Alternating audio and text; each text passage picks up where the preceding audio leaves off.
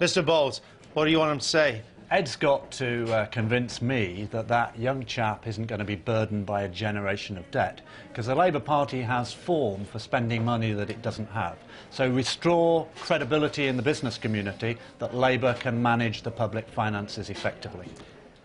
My understanding, Nick Robinson, is that he is going to have quite a tougher than usual message on public spending. Well, he's admitted that he thinks he's got a credibility problem on this. I mean, he has to admit it. There was a poll recently done by YouGov that said 60% of the public thought that the Labour Party had not explained enough what it had got wrong in the past. So he will say, yes, there has to be discipline. He'll talk about what he'll define as tough fiscal rules, but he won't actually tell us what they are. He'll say that those rules, whatever they are, will be checked independently. Pretty important, because Labour resisted the idea of this so-called Office for Budget Responsibility. And really marked its own homework under Mr Brown. Exactly that. So it's quite, I think, probably more important that he's saying they'll be externally judged than actually what they are. And I think you'll get messages on public sector pay and pensions, which are not as tough as the government, but are saying to the unions and others, don't expect we can reverse all these cuts, don't expect you can get rid of all of the austerity. But what you won't get, and let's be clear about that, is an apology for spending too much money. There was a rather kind of humble tone on a radio interview this morning, yes, Radio 4's Today that programme, but the sorry was very, very focused. It was sorry for failing to regulate the banks. Sincerely said repeatedly, he's not going to say sorry today for spending too much money for a simple reason. He doesn't think it's true. No. He thinks it's a Tory excuse. Yeah, exactly. Now, I think Mr Bowles is going to be coming up in a minute. There he is, going out to the podium. Shadow Chancellor, Mr Bowles, he was a great friend and colleague of Gordon Brown. Now he's his own man. Let's hear the Shadow Chancellor. First ever speech as Shadow Chancellor to this conference. The first ever Labour and Cooperative MP to be a Shadow Chancellor. At our first annual conference in this great city of Liverpool since 1925. And thank you to Norma and to all the members of our Policy Commission for their hard work this year, and to all the delegates who've made speeches this morning in this debate, and particularly for showing that debate is still alive, to Rhiannon and to Rory. Brilliant speeches. Thank you very much indeed. And I want to say a special thank you to my co-chair, to Kath Spate, for all her advice and leadership as a member of the NEC for the past 11 years. Kath, you've been a great servant to your union and to our party, and we thank you.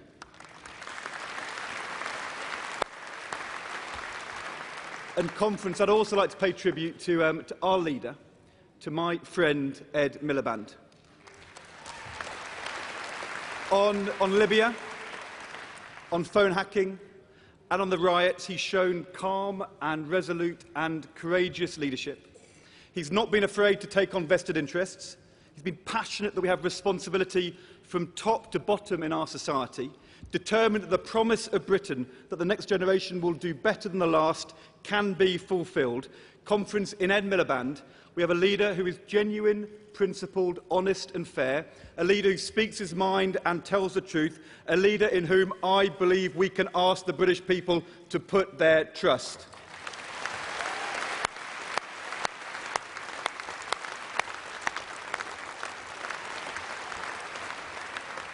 And nowhere is it more important that we ask the British people to put their trust than in their trust in an alternative future, a better way forward than on the economy. Speaking to one delegate last night, she said to me, there aren't enough jobs, prices are going up, there must be a better way. And here in Liverpool, as a result of this coalition's policies, unemployment is now rising again as this city faces the deepest cuts to local services in a generation. But a far cry from the scuttling taxis delivering redundancy notices in the 1980s, it is a Labour council here in Liverpool which is working night and day to make the savings and cut the bureaucracy so they can protect jobs and secure services for the most vulnerable in this city. And I say to Labour's leader here in Liverpool, to Joe Anderson, to all our Labour leaders in local government across the UK, to First Minister Carwyn Jones in Wales, we pay tribute to your leadership, your responsibility. your determination that there can be a better way. Yes, a credible plan to get our deficit down, but action now, a plan for growth and jobs, long-term reforms to build a stronger, fairer economy, a Labour plan to get Britain working again.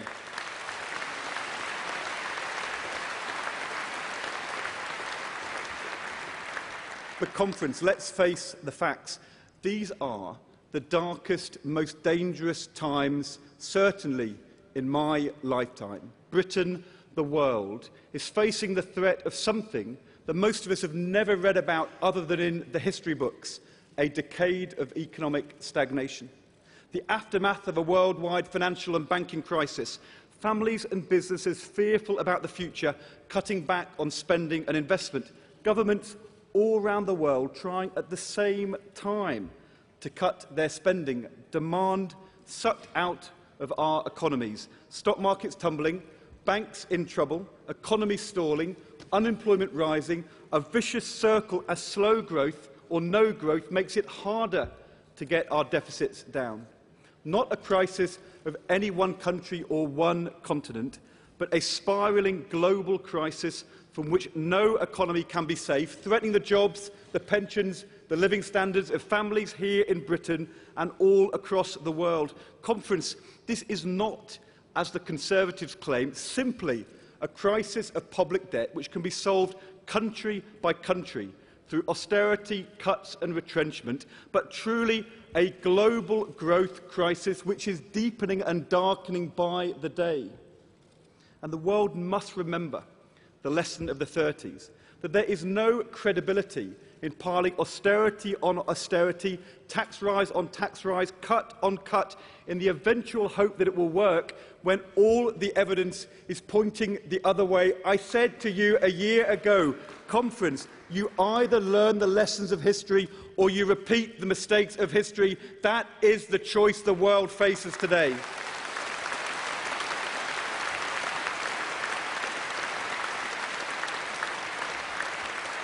But at a time when the world so desperately needs a global plan for growth, when they need wise and strong leadership, where will that leadership come from? Not so far from Eurozone countries, unable to stand together and do what it takes to restore confidence and growth. Not so far from the United States, deadlocked by the dangerous games of the Republican right. And Conference, what about our Prime Minister and our Chancellor? Do they urge a change of course in the Eurozone? No, they applaud austerity and urge even deeper cuts. Do they urge a change of course in America? No, George Osborne boasts that his Republican friends in Congress are following his advice.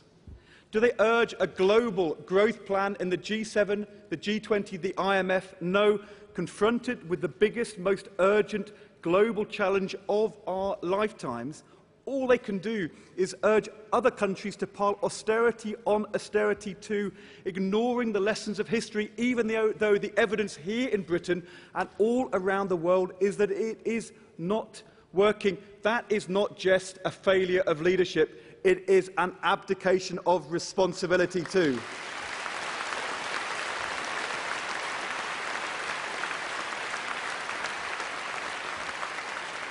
The Conference.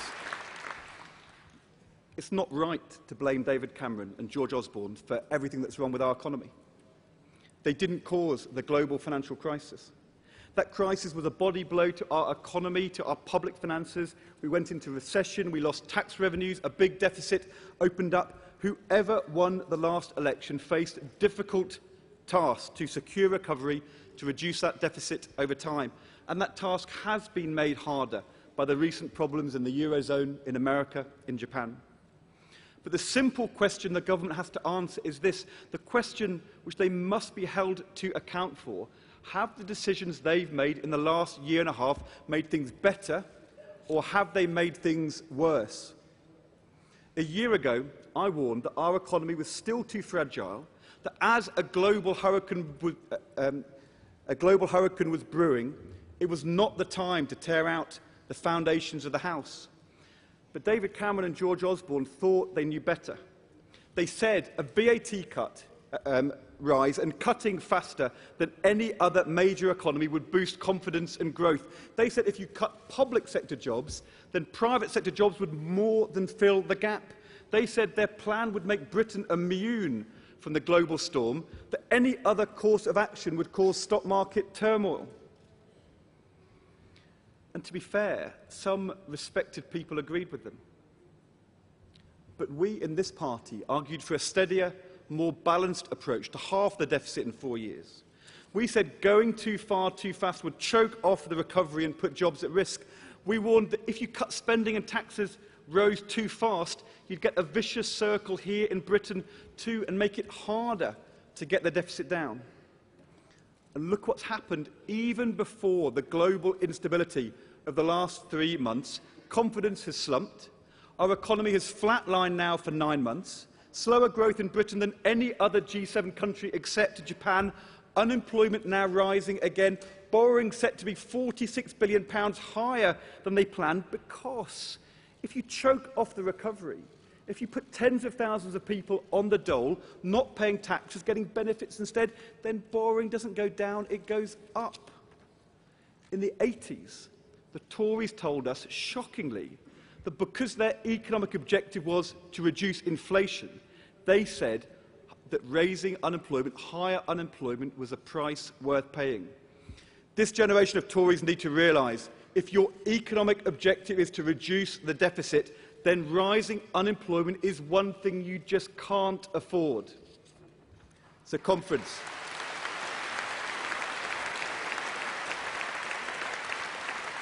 The global economic crisis is deepening.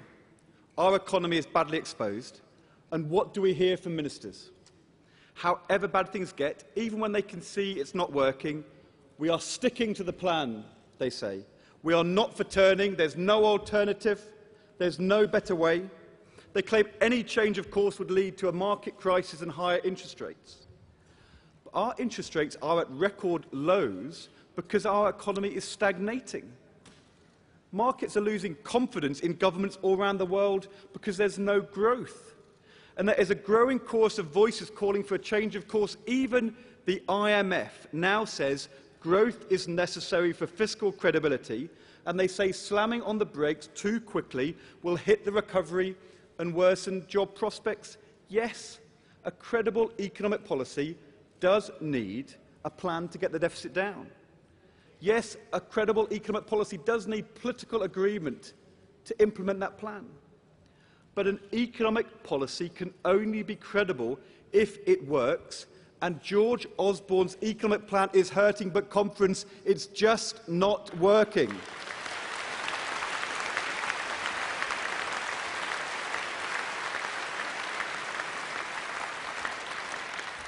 But you all heard the chorus from the Liberal Democrats last week. You know what we'll hear next week from the Tories. The only line in the script they've got left. It's all Labour's fault, they say. We're just clearing up the mess. Conference. We could spend all our time defending our record. And there is much to be proud of. But for families today struggling to pay the bills, worrying about their jobs, being told about the great things Labour did in government, it doesn't pay the bills, secure the job, it doesn't secure the pension. Some commentators say the opposite. Accept the Tory critique that Labour spending caused the crisis, back Tory policy on the deficit, neutralise the issue and move on. And when they say we made mistakes in government, they're right. We have to admit them and show we've learned. The 75p pension rise, that was a mistake. So was abolishing the 10p tax rate. We didn't do enough to get all employers to train their workforces. We should have adopted tougher controls on migration from Eastern Europe. We didn't spend every pound of public money well. And yes, we didn't regulate the banks toughly enough and stop their gross irresponsibility here in Britain and all around the world.